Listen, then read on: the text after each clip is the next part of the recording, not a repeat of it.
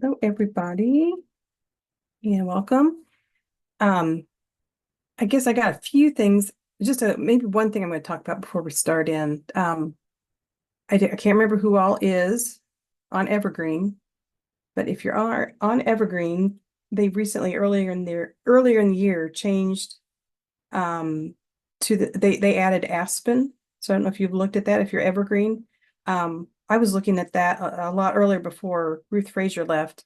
And if you're a tiny library that is having trouble keeping their web page up, you might check into Aspen because Aspen will really work as your web page. So you wouldn't have to do anything else if you want to just kind of do the bare minimum, but it goes in with your kind of overlays with your with the Evergreen. And I guess you don't have to be an Evergreen library to have Aspen, but that was just something very, very cool that I saw earlier this year, that some of my tiny libraries like to just have two people on staff, that they could maybe use that as their web page. Okay, so the next thing, I'm just going to have you guys talk. If you've checked into this, the major thing that seems to be going on and people are talking about is that ADA change.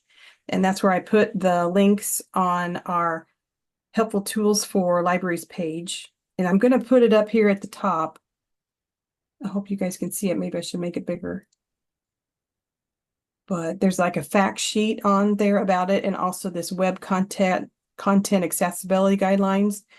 I know I talked to a tiny library that said, I don't know if she said it was 30 or 50 pages, but she was reading through it and it was like, foreign language to her. So if anybody wants to just jump in and talk about if you checked into what to do with that. I've been following this since like my executive director Ken brought it up. I've been using the accessibilitychecker.com, I think. And so far I have the homepage down to one accessibility error.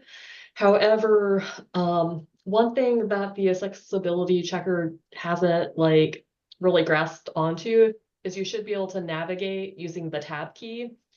And on Weebly, like the drop down menus, it's not registering them as choices. So I'm going to have to get in touch with Weebly because they like to hide their code because it's like a really beginner website. So they try to remove the potential for user errors on like the website. But I'm more concerned about, I guess, like when you upload PDFs going forward, you should be able to, they should be like a screen reader should be able to read them.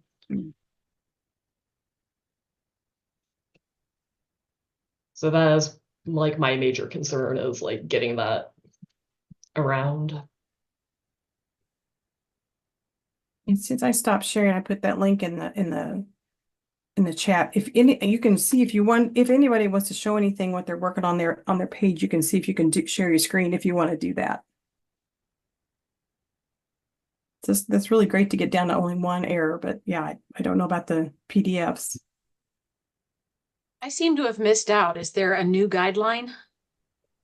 I guess recently I heard, I haven't been paying attention myself until two or three people have mentioned it to me. I put it in the chat. You can get to our new or our helpful links for libraries. It's about accessibility.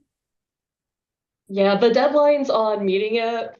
If you are a public entity, fewer than 50,000 persons, you have until April 24, 2027 to get your website up to date.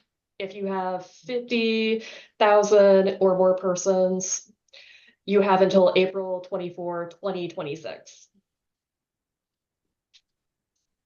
So we're just scratching the surface of this, but sounds like Sarah's been checking into this a lot longer than I have. So I'll go ahead and put those two links that I put on that web page. That one is a fact sheet. It gives a summary of the update to the regulations of the Title II of the Americans with Disabilities Act pertaining to the web content and mobile applications or apps, and that they make sure they're accessible to people with disabilities. And then the second one, web content accessibility guidelines. I think that goes in a little bit deeper. So I have not read either of them. I've barely scratched the surface on the fact sheet.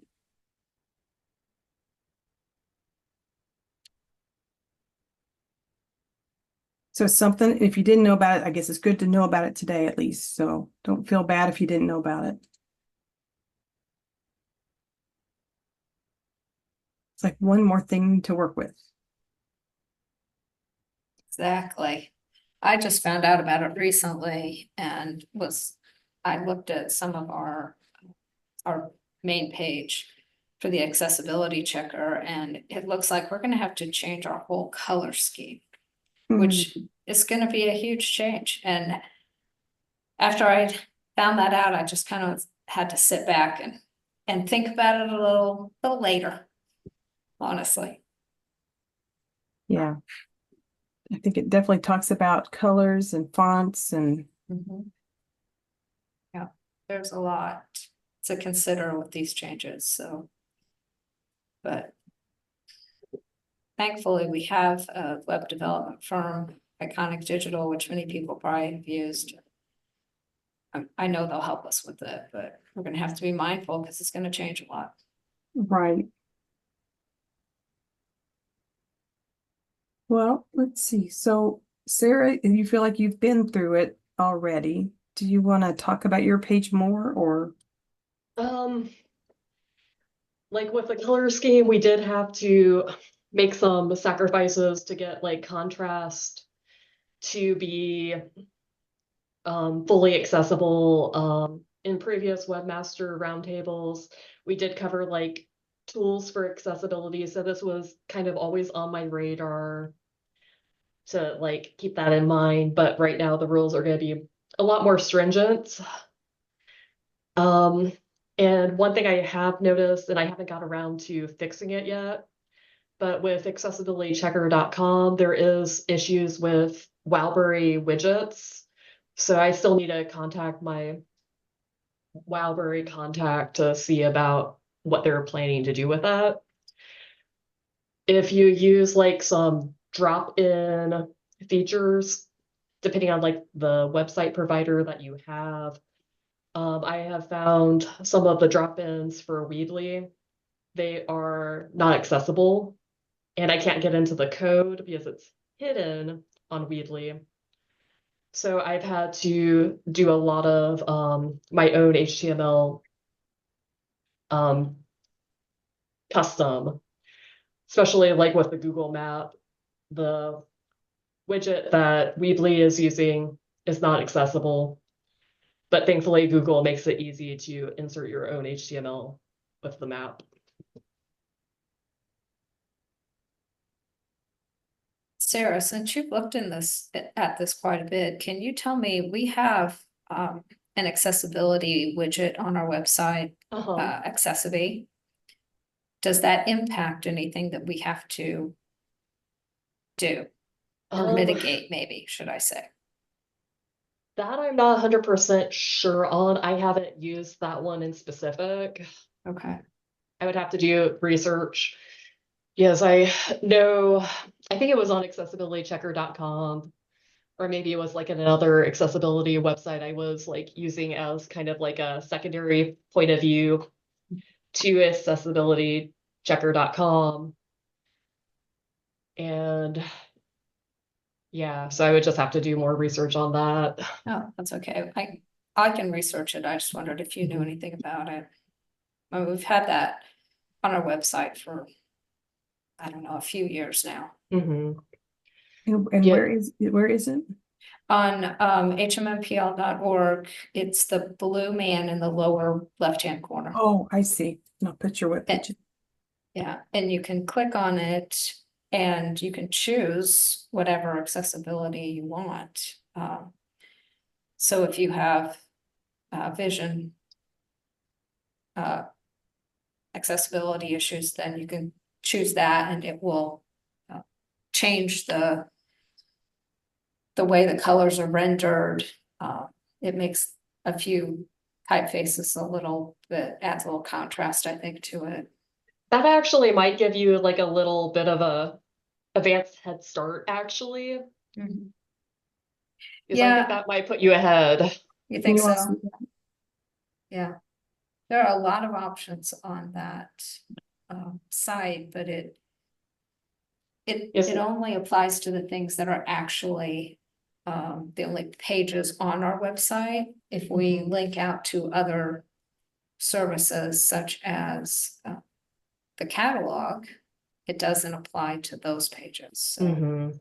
so we do have to be mindful of what services we're integrating into our website. Yes, the And- only thing I can kind of think of with it is like if somebody has like a screen reader, you would Mhm. want that to appear earlier in the code for that screen reader to like have it like an option right off the bat for Are you people with- saying in the accessibility widget? Yeah, like have that on your web page code higher up for like screen readers to grab it right away.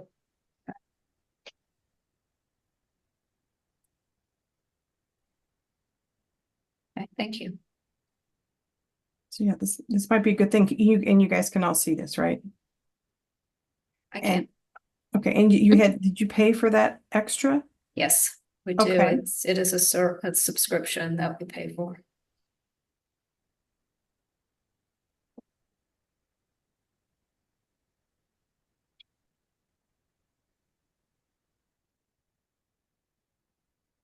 Maybe I should add these things to our webpage.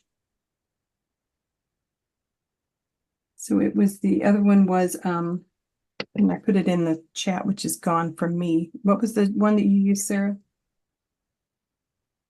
Oh, it's not like a code on the website itself. You can add it to like a web browser, so it will like replicate different color blindness. And then I also have like a widget web browser for screen reading. The colorblind is called the Dalton. And it does like the three main types of color blindness. And then I also have read aloud, text to screen.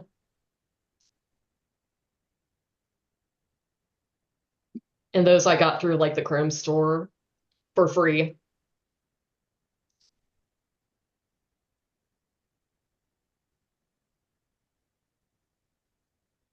Okay. So anything else on your page that you would note to where you'd go for accessibility, or what would I do? Because I have no idea. Yeah, because right now I've just been making it accessible in like the code. So I've like had to change like several colors to make it contrast more, especially at like the bottom with like our subscribe to digital letters where I had to make the blue darker. Then I had to do the Google map in our footer using Google code because the Weebly was not accessible. That's just been a lot of playing with, and like our contact form that was inaccessible because it had some lighter colors of font and I couldn't change them, so I just had to make a new one. Oh, yeah, hear the message, yes? Or I guess that's Facebook.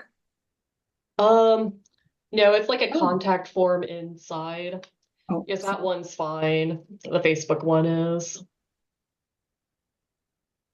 Yes, if you go up a little bit more, right there. So now it's like not loading, which is good to know. oh, this one? Yeah. I 'Cause it gotcha. should- Gotcha. All right. Anybody else want me to bring up their page if you've got something to share? Or I hope we haven't stunned you with some of this information.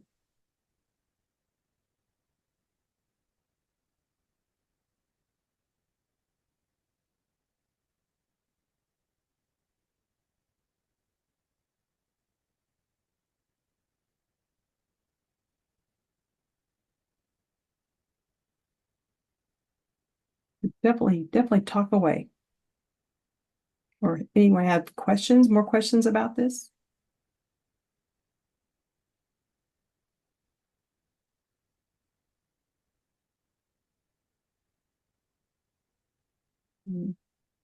Maybe I would be, it would be very nice to have, if I could, we could get to this, have some, I don't know how to do it though. I guess.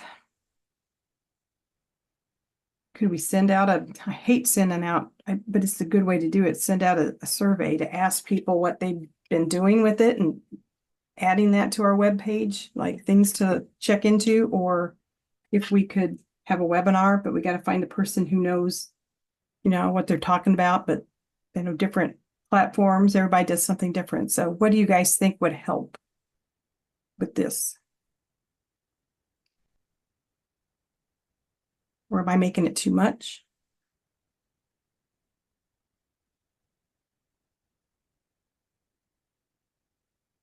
I have watched several ADA accessibility website or webinars in the past that I found very helpful. So I wonder if there is someone out there who is an expert who could make suggestions for people getting started down this road.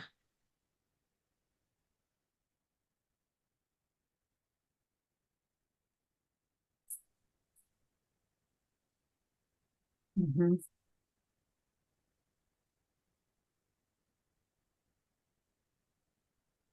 It's hard to know if someone who works in libraries, or should we ask the Nickel group if they know, or should we, the people who do your web pages, if you have someone to do it, would they know? It's like, if you know someone, let me know, and then we'll see if we can figure that out and see if we can get a web page or a webinar going. That's a good Webinar I idea. watched in the past, I'm not sure if anyone is familiar with Deborah Rue, R-U-H. She is a big disability and accessibility advocate. I follow her a lot on places like LinkedIn. I watched a webinar that she was a spearhead for at one point, and it really brought up a lot of things that I hadn't thought about as to how like screen readers work, how they read PDFs, that kind of thing that I thought was very helpful. I don't know if she is part of an organization or anyone that is still working with, public organizations that might be helpful. Yeah. But anyway, I found her information very helpful in the past. How did you spell her name again? R-U-H. R-U-H. Okay.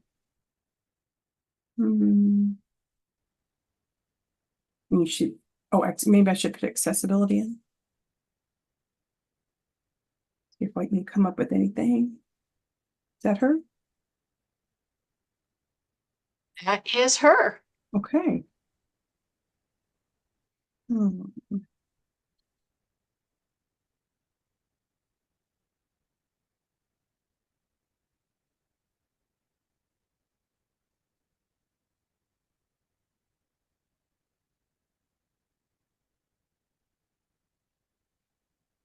that I think about it, I'm wondering if it wasn't something like a LinkedIn webinar. Because I know she's very active in posting articles through a lot of business media. Let's see.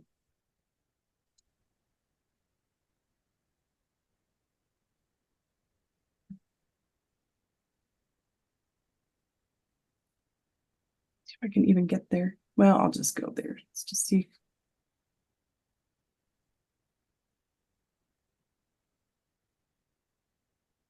Oh, I know I have to. I'm not signed in on my computer, I don't think.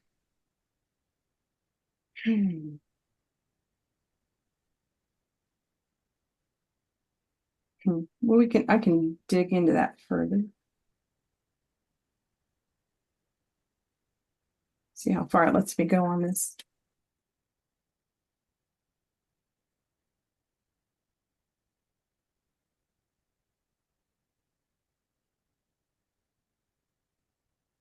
Maybe this is not just her stuff. Okay, well, we'll make a note of that. I know I do have LinkedIn Learning, but sometimes I'm not signed into it.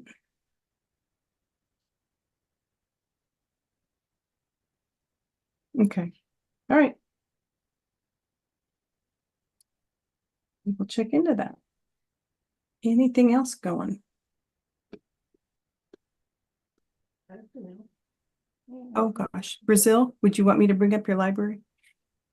I'm gonna bring some more to put in here, and this was the Ah. one. We have libraries at all Gotta kinds go of in different fresh. Yeah, 'cause I stages. do a small bag and it ain't full. So yeah, I'm gonna bring what's back here to be yours.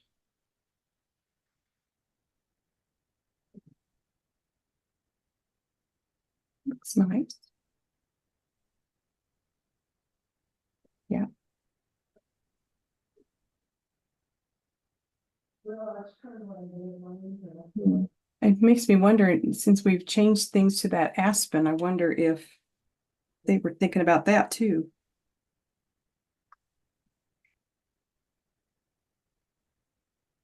Let's see. Who on here has anybody used Aspen? If you have, I will get to your page if you want to show it.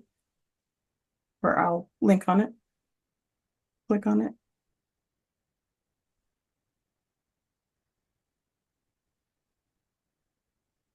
I know that she was working on one. Oh, that's too bad because it would make, oh, yeah, I just don't know about the accessibility part, but well, let me show you one. Which one was it? Otterbein that she spent a lot of time on.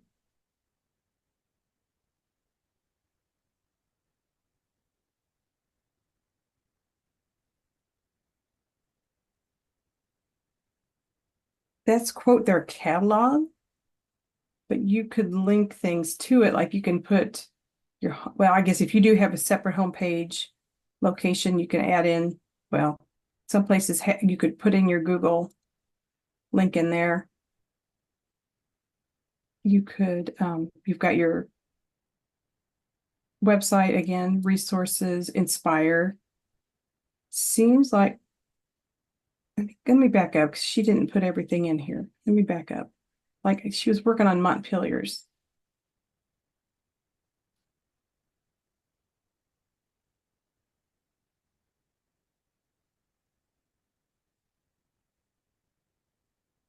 And this is just mimicking some of the colors on their webpage. So they did put like their count, but again, I don't know if it's accessible. And then over here they put like about the library, you could put in just bare bones information, and then you can also link to policies. But again, are these, well, I guess it's not a PDF. Because I think if, like, say, a small library, if they wanted to, they could make this their web page. But anyway, that's just a idea.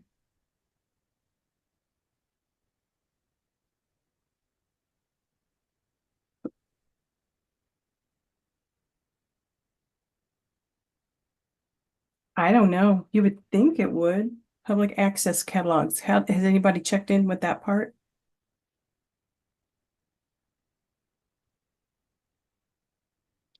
Sure.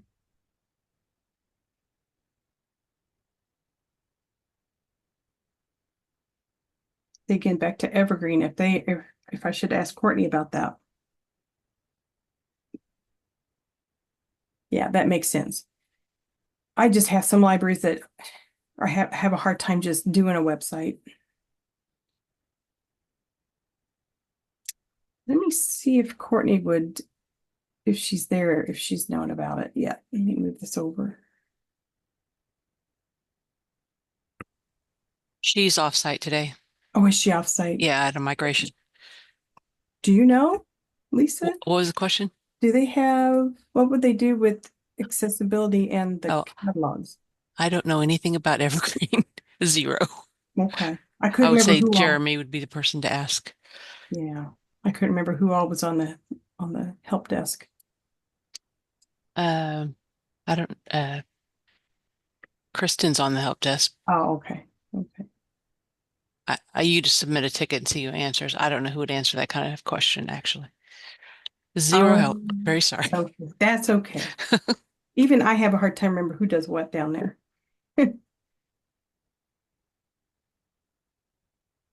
So yeah, that's a good thing. Check with your reps for whichever catalog you have and see what they say.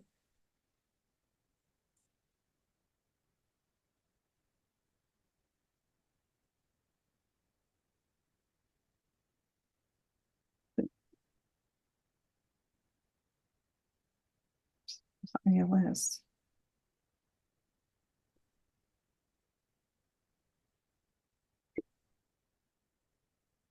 And again, I know I'm really bad. I always intend to be on that Facebook page and then I get busy and I don't get on it. If you guys want to chat on our Facebook page, you're welcome to. I don't know if we've gotten much going on with that. I'm afraid to look at it. Let me bring it over here and look real quick, see if we've got anyone chatting on there.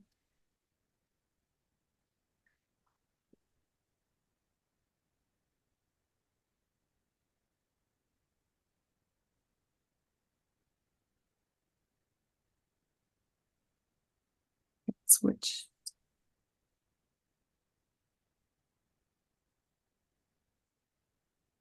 Yeah, do a switch. Able to. But other than that, that's about all I have, unless does anybody else have something else on their mind they want to talk about? Or questions or comments or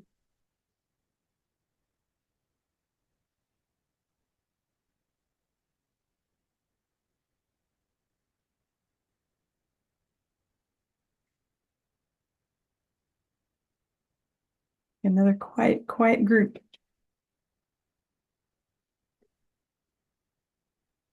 The only things we've been working on have been adding the new calendar to the website, because we just changed over to Lib. The LibCal. Yeah, at the beginning of the month. That was a project I'm sure all of us have tackled or are tackling now, or hopefully have tackled, because it ends at the end of the month, right? Yeah, we've been Yeah. on it for a little while. We just barely Yeah. scratched the surface probably. Where Yeah. where is your calendar at? Am I just It's event? under events, and then in the drop-down menu, you can go to calendar in the lower right hand, or under all events, either Oops, one. sorry.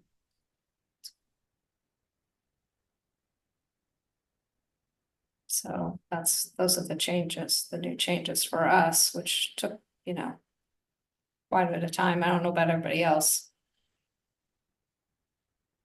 I But we kind of did. miss the way it used to be when you could Yeah, slide. But you got tons going on. yeah, we do. Look at that. Oh my goodness. Yeah. On one day. That's both locations, Yeah. but Card view. And you can filter. yeah.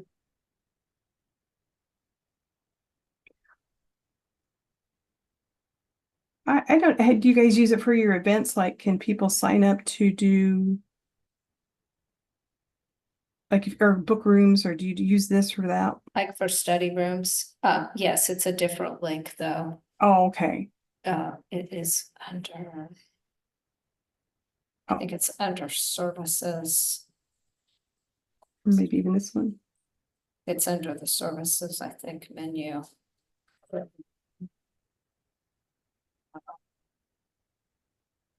I had a question I was trying to figure out myself. Because when I was putting in an event, since we're still figuring it out as well.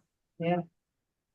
Because we can book different rooms, but what if you also want to, can you book, what if you have a conference on one day and you use multiple rooms, but should you just mark the library, the location versus each individual room? I know you have to book the rooms, but you know what I'm saying? Yeah. It depends on how you're doing it. Our meeting rooms, if you're wanting to reserve a meeting room, those have to be approved. So you could submit your request, and if you didn't go ahead and book the multiple rooms, you could put that in notes and we could probably help you with that. But if you were the general public and wanted to reserve multiple rooms, then I suggest reserving them, because somebody could come and reserve it just behind you. Right. But yeah, so under services on our website, the last column includes study meeting rooms, so that's where you can reserve a study room or meeting room. Let me move this over. This thing always gets in the way.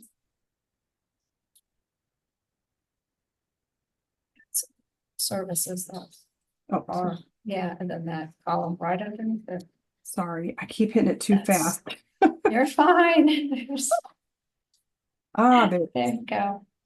It's right there. Because say I've got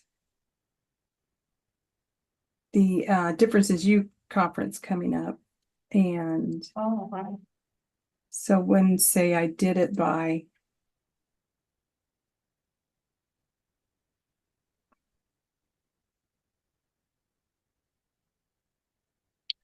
still painful to remember how to do everything.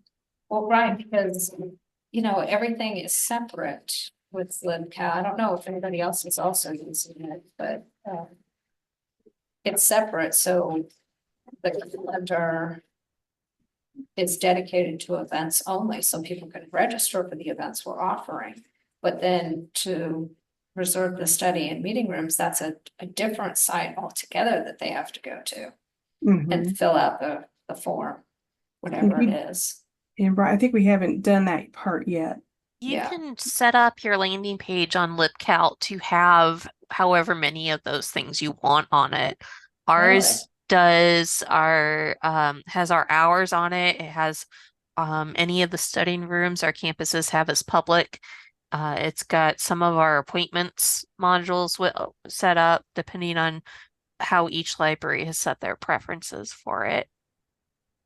Let Yeah. me find my link here. But it's just the weird thing of thinking, so, but I mean, I put the location here within the text, but when I mean, we, like, if you're going to reserve the space, Right. you definitely choose all the spaces that you want to reserve and someone else does that. But Yeah, when I put my event in like this, we don't have a thing that says just, it's at the Indiana State Library. Does that make sense? yeah, it is. Should we It- add that? You'd have to go into the back end. There are a lot of settings to decide your locations and then to decide the spaces, which are the specific rooms that you want, and then the Right. categories. Each of your spaces should connect to a location. Right, So you can mark the location that it's happening in, and then below pick the spaces that you need to have marked off for it. Maybe we don't have the original location set. I don't know, because is this, I mean, oh, well, yeah, we'll keep looking into that because I don't know if we Yeah. have it quite set up all the way yet. But- I don't know. It's, My There's a layout's lot a of little rudimentary because There you I had go. to throw something together to get it working, but so we've got our spaces and all of our events over at the right, and you can choose a specific campus's library to look at. And so the campus, like I would add events to the Fort Wayne Library calendar, and they would all be located at Fort Wayne Library. That's actually going to go to our website. Oh, okay. If on the right where it says browse by calendar, Oh, okay. you can see all of our different calendars. Our statewide workshops and events has the most events on it. And so those are all the events on our calendar, but they're all marked as statewide location. And then these are Zoom presentations, so they don't actually have a room booked for them. Right. But if you go back and look at the Fort Wayne calendar, yeah, that one. Mine have Fort Wayne chosen, but you'll see that second one says that it's in the library presentation room, Fort Okay. Wayne. Because, yeah, I was wondering if I did the conference, should I have a location there somewhere? Yeah, so your second line, your second bullet point says Indiana State Library. Because I typed it in. Okay. So Um, yours is one you picked. yeah, I picked it from our settings. Okay. So you may want to go back into your event and look at the settings for it and make sure you're choosing the location and the room and everything like that, or rooms or whatever you need to do spaces, yeah. to make sure they're all set. If I show you guys behind the scenes, is that okay? Yeah. Yeah, because that's where you need to make those changes. Well, and I can't, I think someone else does, but Oh, I was just confused. I was wondering if I should have that be a space for it. Okay, let me let's go back to events real quick. Sorry, guys. I hope this isn't too much of a tangent. we would have loved to have talked to other people when we were doing it. So Oh, okay. Yeah. I know a little bit. So right here, this is where we Yeah, only so have if you the, scroll back up just a little bit, okay, you must not, you may not have separate locations set up. well, So, rooms, the different rooms. So I Mhm. wondered if I wondered if we should put Indiana State Library. I mean, not that we're using the whole library, but we're using part of the library, but we're using all those separate rooms. But if that makes sense. yeah, no, that's just, it looks like you have spaces set up. Yeah, so maybe I don't put location. I don't- yeah, yes, so you have the spaces. I'm going into my instruction session here so I can see what I've got. I'll go click back to yours. It's under the admin, I think, admin Yeah. settings. Yeah, I'm not gonna, I think we're to a point, but I know I won't change anything, but So we have, under the event details, we have a separate thing set up that says campus region. And I'm able to Mhm. choose our location there because we have separate campuses set up for each of our locations. And maybe that's something you could use to designate Indiana State Library and just have the one category or have multiple categories. mhm. And then further down in the event location area, that's where we're able to choose what room it's going to be in and book that room. Okay. Right. That's how we have ours set up too. Of course, we only have one location, but we've got separate rooms. But the main thing is just wondered if that was confusing, other than I just made up for it by putting that in there. I mean, people will see that as much as they'll see any of the other information because you know how much people read. Right. Well, that, and it does help to see other places as well. Anybody else have a web question? Well, actually, I come in at 2, but at 3, by 3, you have to be all the way across the. Oops, I think maybe someone might want to mute. Not sure who. Or we'll go ahead if that's it on the LibCal. That helps a lot. I still figure out what we're going to do with ours.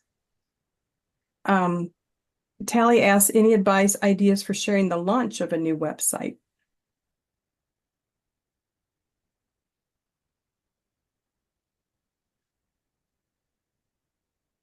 Right. I know that we launched our new website, but it was 7, 8 years ago, so it's a little dated now, but I mean, we sent it to the press and we made a big deal and let everybody know about the date the new website was gonna launch. We launched with a whole new branding image, so that did make it a bigger deal. But we did get press coverage. But I think that was, I mean, that's all that I can remember at the moment. There's definitely signs, or what else? Put it on your, when people check out, put it on there. Oh, we If you did have all a of that. receipt printer. Yeah, and we put it, because we were changing our URL as well, so it was a complete change. Oh, I don't know who, we're hearing some background noise. I'm not sure who that is. It could be me, I'm gonna Sorry about that. open it.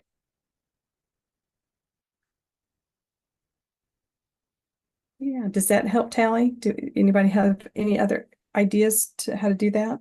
If you have the ability to email your patrons, I'd send out an email with a link and a flyer and all that fun stuff.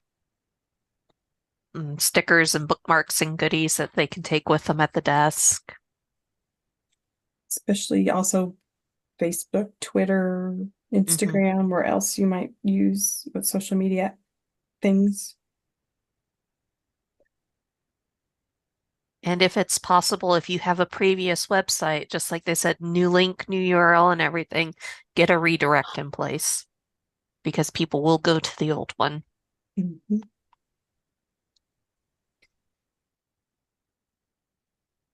Oh, yeah, yeah. Adding notices to books with receipts. Yep. Okay, yeah, I think she's got some really good ideas. Of course, on your, if you still do a newsletter.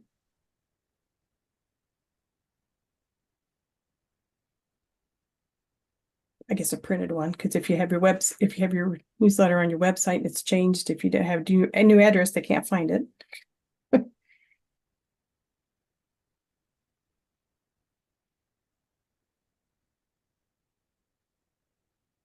Yep.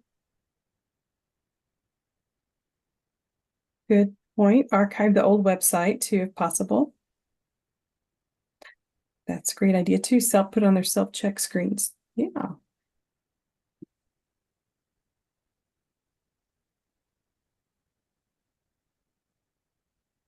Yep. I think we almost have it covered. I think that'll work.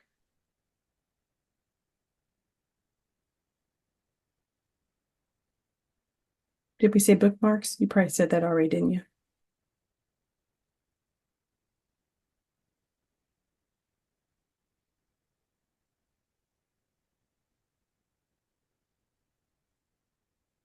Any other questions?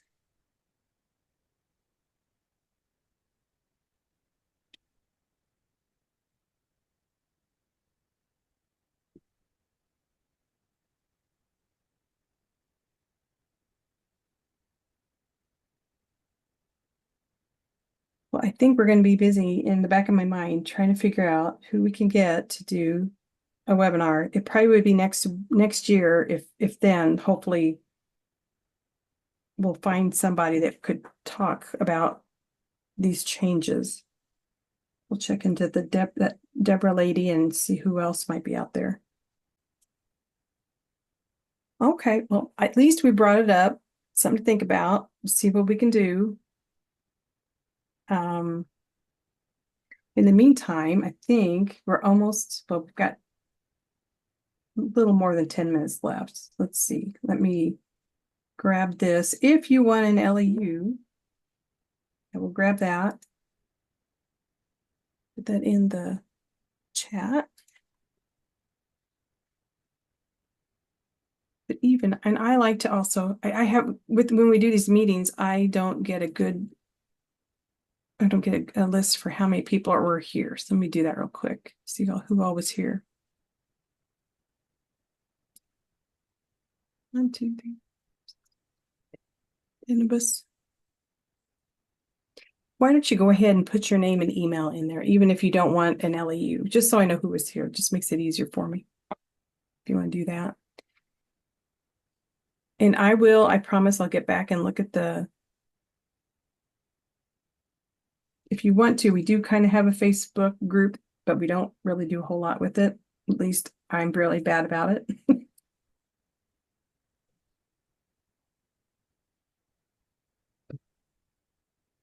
Oh, is there a link to what every website has to be state compliant? Well, I think it's not. Oh, well, there's two different things there. We do have a list of what we're supposed to do for the state of Indiana on our web pages, like through standards. Is that what you mean?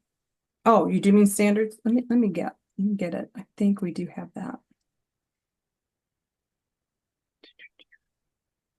You have standards link.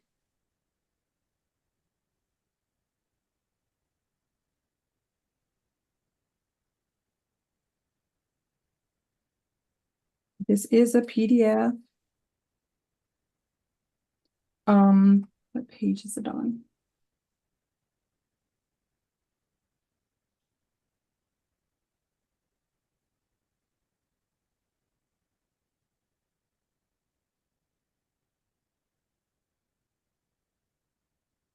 So it's on page 4. So you have to have your library's website must be discoverable. You need your hours of operation, your physical address and addresses, a map for each fixed location, your phone number, email address, or other means of electronic contact, a link to inspire.gov, inspire.in.gov. You could put some policies. They say, some ideas or circulation fees and internet use. Also access to the library's online public access catalog, calendar of events. And I think those are the 10 things that you have to do. If you're meaning the state standards. And then we've got those 2 links there that Sarah put in for the federal changes that would take place later in a couple of years.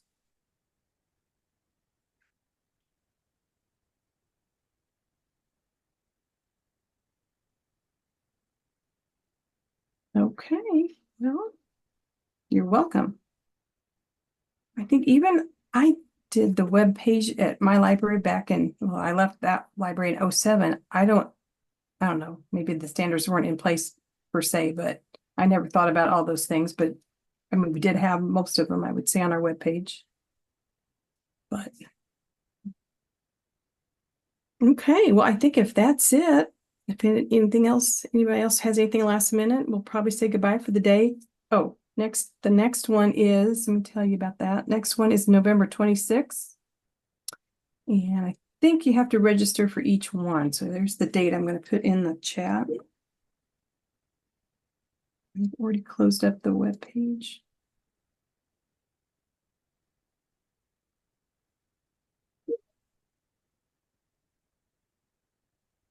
Sorry, it seems to take me so long to get links.